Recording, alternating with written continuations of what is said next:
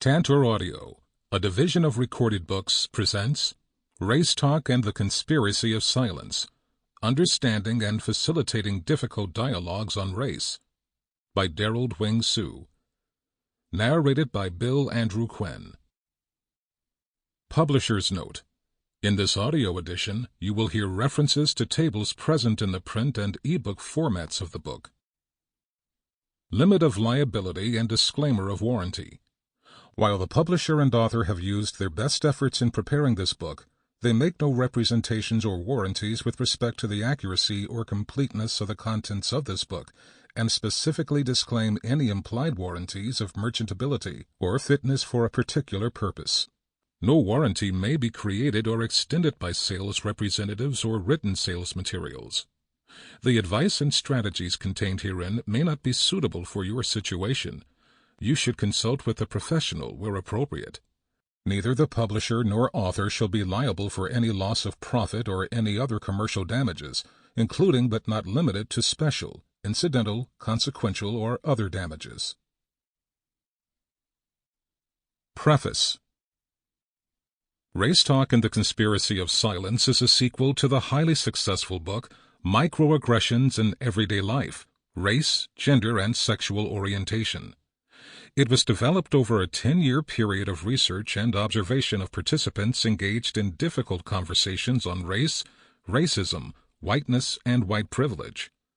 Our research team, for example, discovered that almost all difficult dialogues on race were triggered by racial microaggressions that were often invisible to the perpetrators during race talk. We found that difficult dialogues on race are most likely to occur when interpersonal encounters a. highlight major differences in worldviews, personalities, and perspectives, b. are challenged publicly, c. are found to be offensive to others, d. may reveal uncomfortable personal racial biases and prejudices, e. arouse or trigger intense emotional responses, f. are more difficult when they involve an unequal status relationship of power and privilege between the participants, and g. contain a hidden disparaging message to people of color, racial microaggression, who find these interactions offensive, triggering intense emotional responses. The explosive nature of race talk makes it hard for participants to understand one another's points of view. Any individual or group engaged in a difficult dialogue feels at risk for potentially disclosing intimate thoughts, beliefs, or feelings related to the topic of race. It goes without saying that race talk between individuals from different racial or cultural groups is often filled with strong, powerful emotions, misunderstandings, accusations, and negative outcomes. How our society perceives race is centuries old and is filled with ambivalence, confusion, misunderstanding, conflict, and intensely powerful feelings. The way we engage in race talk is reenacted daily in work sites, community forums, media, neighborhoods, churches, and classrooms. As classrooms become increasingly diverse, for example, difficult dialogues on race have often served to polarize students and teachers alike, rather than to clarify and increase mutual understanding about race and race relations. Our studies suggest that most well-intentioned teachers, trainers, and facilitators of race talk find themselves ill-prepared to deal with the often explosive race-related emotions that manifest themselves in the classroom and places of employment. Poorly handled by teachers and trainers, such dialogues may result in disastrous consequences: anger, hostility, silence, complaints, misunderstandings, blockages of the learning process, etc. Skillfully handled, they present an opportunity for growth, improved communication, and learning. The primary purpose of writing this book is fivefold. 1. To uncover the reasons that race talk is difficult. 2. To expose the explicit and hidden rules that govern how race is discussed in U.S. society. 3. To illuminate the detrimental consequences of a failure to honestly dialogue about race. 4. To outline the benefits of successful conversations on race. And 5. To propose solutions in overcoming obstacles to honest racial dialogues. In essence, this book is about the psychology of racial dialogues and the meaning, importance, and benefits they have for our society.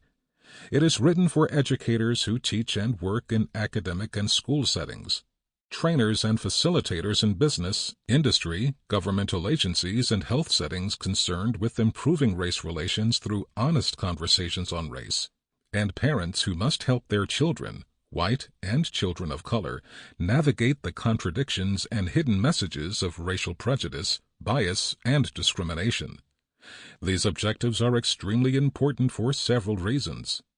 First, it has been shown that honest race talk is one of the most powerful means to dispel stereotypes and biases, to increase racial literacy and critical consciousness about race issues, to decrease fear of differences, to broaden one's horizons, to increase compassion and empathy, to increase appreciation of all colors and cultures, and to enhance a greater sense of belonging and connectedness. Second, research suggests that the inability of teachers, trainers, and parents to facilitate a successful dialogue on race has major consequences for persons of color because being unheard and silenced, A, assails their mental health, B, creates a hostile and invalidating campus, work, or societal climate, C, perpetuates stereotype threat, D, creates physical health problems, E, saturates the broader society with cues that signal devaluation of social group identities, and F, lowers classroom and work productivity and problem-solving abilities. Third, a failure of successful race talk has negative effects on white Americans as well. The inability or reluctance to dialogue openly and honestly with people of color on topics of race and racism leads to a lack of checks and balances to their worldviews. It, A, lowers empathic ability, B, dims perceptual awareness and accuracy, C, lessens compassion for others, D, leads to self-denigration and a sense of failure, and E, allows many to live in a world of false deception about the nature and operation of racism and their complicity in the perpetuation of silence. Organization. Race talk and the conspiracy of silence is divided into 5 sections. Section 1. The characteristics, dynamics, and meaning of race talk is composed of 3 chapters. Chapter 1. What is race talk? Chapter 2. The characteristics and dynamics of race talk. Chapter 3. The stories we tell, white talk versus black talk. All 3 chapters introduce listeners to the manifestation, dynamics, meaning, and impact of race talk for both white Americans and people of color. One of the primary goals of these chapters is to help listeners recognize when a difficult dialogue on race is occurring, the psychological and societal barriers preventing honest dialogue, and, more importantly, the hidden meanings, oftentimes disparaging, being transmitted between different individuals and groups. Race talk is truly a clash of different racial realities in which people of color and whites perceive race issues in opposition to one another. Section 2. The constraining ground rules for race talk is composed of 2 chapters. Chapter 4. The entire world's a stage. Chapter 5. Colorblind means color mute. These chapters bring to light the hidden ground rules embedded in society, in academia, and in ourselves that serve as barriers to honest race talk. The politeness protocol, a powerful ground rule in race talk, is exacerbated because of impression management strategies we all use. In academia, the academic protocol reveals Western European norms, how we learned and ask or answer questions about the human condition that allow educators to avoid and or dilute the meaning and importance of race talk. More importantly is the discussion and analysis of color blindness and how it silences race talk. Color blindness, rather than enhancing race relations, seems to be harmful and detrimental to those who profess it and to those who experience it. Section 3. Why is it difficult for people of color to honestly talk about race? Is composed of 2 chapters. Chapter 6. What are the consequences for saying what I mean? Chapter 7. To speak or how to speak? That is the question. These chapters are unique in that they discuss the fears, constraints, and concerns from people of color about honest race talk. In this case, issues of power and oppression, forced compliance, fear of the consequences for honestly saying what they mean, and concern whether their communication styles will make them misunderstood are the central issues covered in these chapters. In addition to the effects power inequalities have on race talk, these chapters explore the damaging consequences they have on people of color. Section 4. Why is it difficult for white people to honestly talk about race? Contains 2 chapters. Chapter 8.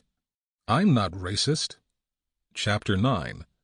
I'm not white, I'm Italian.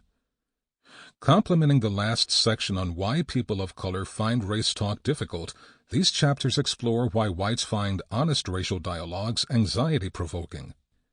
These chapters explore in depth why whites find race talk frightening. As a result, they use many forms of denial to keep from concluding that they possess racist attitudes and biases and that they ultimately benefit from white privilege.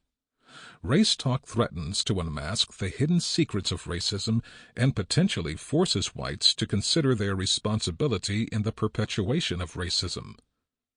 Section 5. Race Talk and Special Group Considerations contains 2 chapters. Chapter 10. Interracial or interethnic race talk. Difficult dialogues between groups of color. Chapter 11. Race Talk and White Racial Identity Development, for whites only. These 2 chapters discuss unique race talk issues specific to people of color and whites. Few scholarly works address the issue of interracial or interethnic relationships and the difficult racial dialogues that ensue from them. Chapter 10 specifically deals with the hot-button issues of bias and prejudice among groups of color, and the difficulty they have talking about them with one another. The chapter makes a distinction between race talk between groups of color and of that between whites and people of color.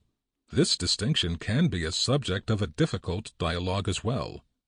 Chapter 11 has the subheading "For Whites Only" and is meant to alert white Americans to 2 things. 1. The need to develop a non-racist and anti-racist white identity, and 2. How white awareness is related to race talk. Both chapters cover topics usually avoided in racial discourse. Section 6. Guidelines, Conditions, and Solutions for Having Honest Racial Dialogues includes 2 last chapters. Chapter 12. Being an Agent of Change. Guidelines for Educators, Parents, and Trainers. Chapter 13. Helping People Talk About Race. Facilitation Skills for Educators and Trainers. These chapters pull together lessons learned from the previous ones to derive implications as to how educators, facilitators, and parents can break the silence of race to help trainees, students, and children not fear discussions of race, and to point out that parents and educators are in unique and vital roles to help their charges understand issues of race and racism. It outlines specific actions and experiences both trainers and trainees must undergo in order to benefit from race talk. The last chapter was specifically written for teachers and trainers who are concerned with how to facilitate difficult dialogues on race. Final thoughts. Although this book is on the psychology of race talk, it is really more than that. The attitudes, beliefs, and fears inherent in race talk symbolize our society's resistance to unmasking the embedded iniquities and basic unfairness imposed on citizens of color. We avoid honest racial dialogues because innocence and naivete could no longer serve as excuses for inaction. Race talk potentially makes the invisible visible and opens gateways to view the world of oppression through realistic eyes. It has the possibility of helping us become non-racist and anti-racist. But silence and inaction only serve to perpetuate the status quo of race relations. Will we, as a nation, choose the path we have always traveled, a journey of silence that has benefited only a select group and oppressed others, or will we show courage and choose the road less traveled, a journey of racial reality that may be full of discomfort and pain, but offers benefits to all groups in our society? It would be unfortunate, indeed, to look back one day and echo the words of poet John Greenleaf Whittier, who wrote, "For of all sad words of tongue or pen, the saddest are these, 'It might have been.'" Preface to the paperback edition. In the 9 months since the release of the hardcover version of this book, we have been given more and more reasons to become aware of the conspiracy of silence surrounding issues of race and racism.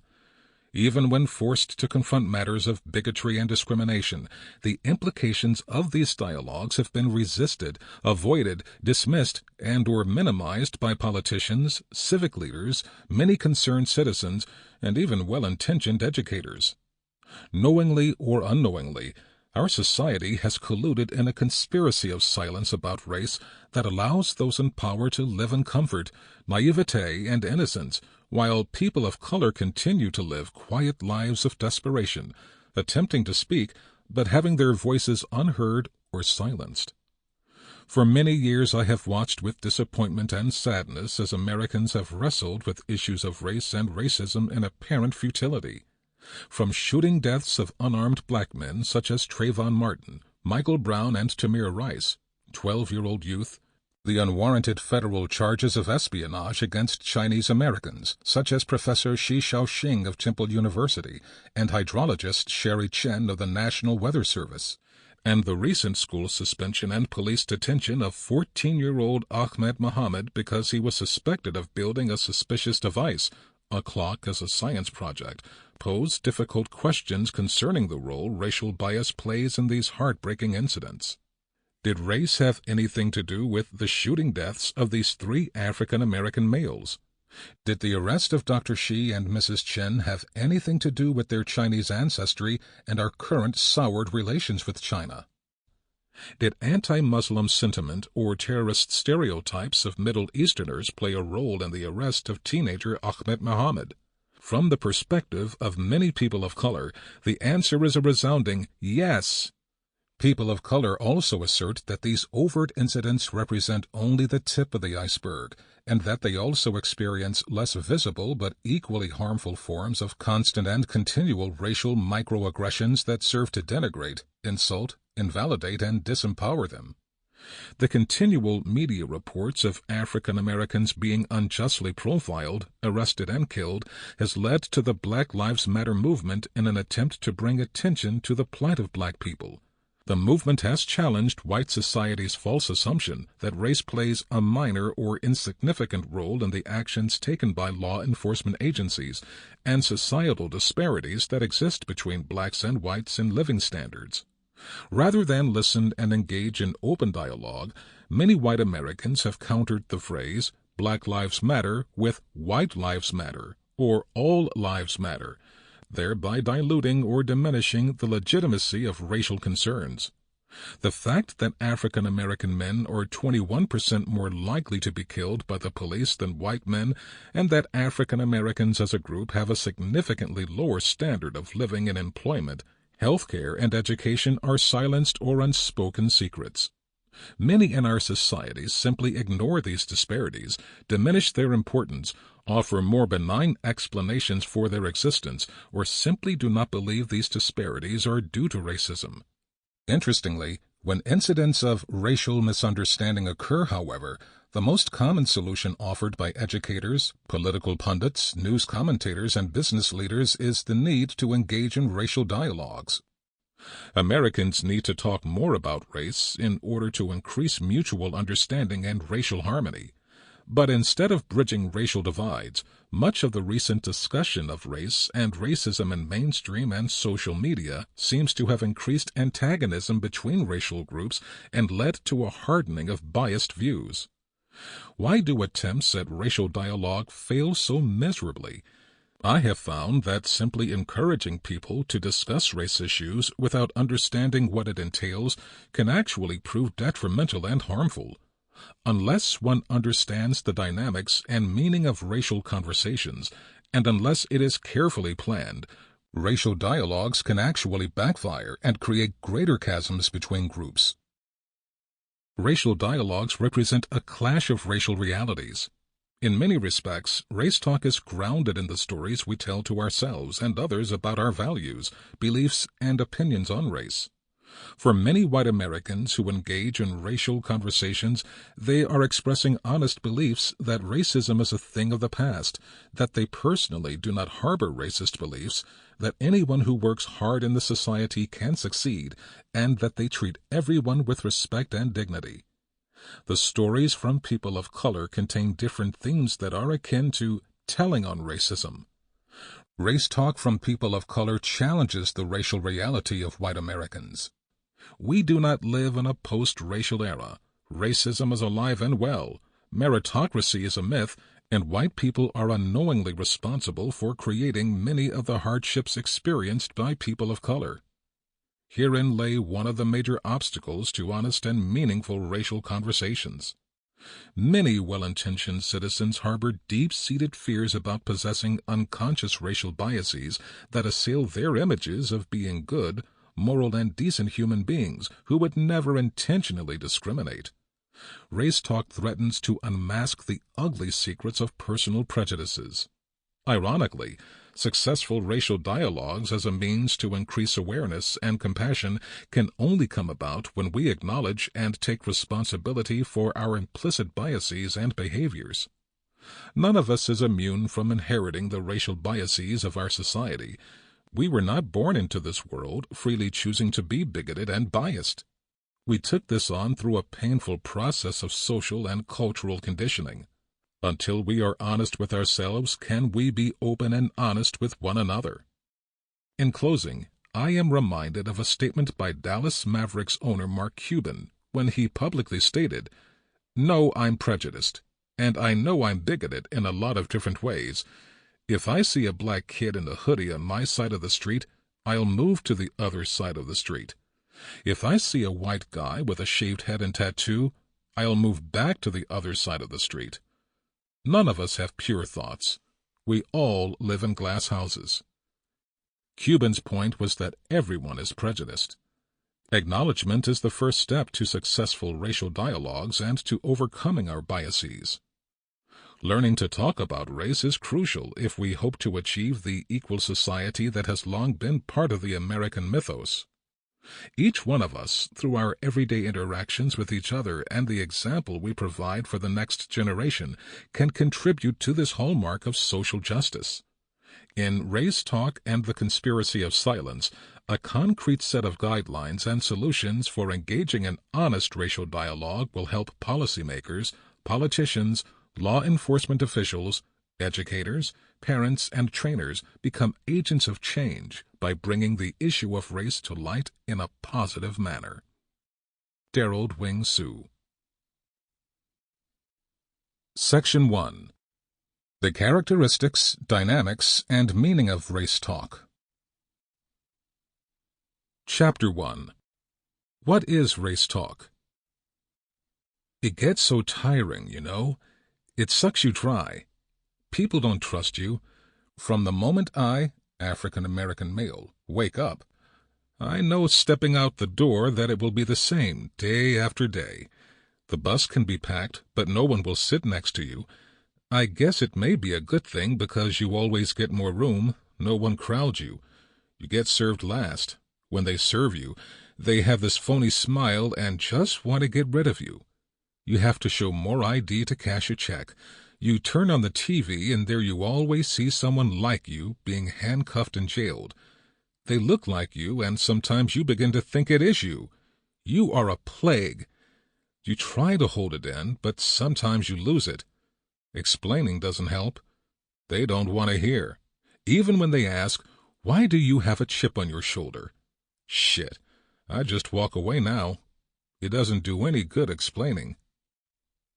Questions. Is life as hard as this black man describes? Is he exaggerating or misreading the action of others? Is he oversensitive or paranoid? Is he right in concluding that others don't want to listen to his explanations?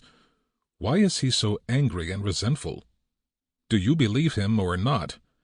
If not, what are your reasons?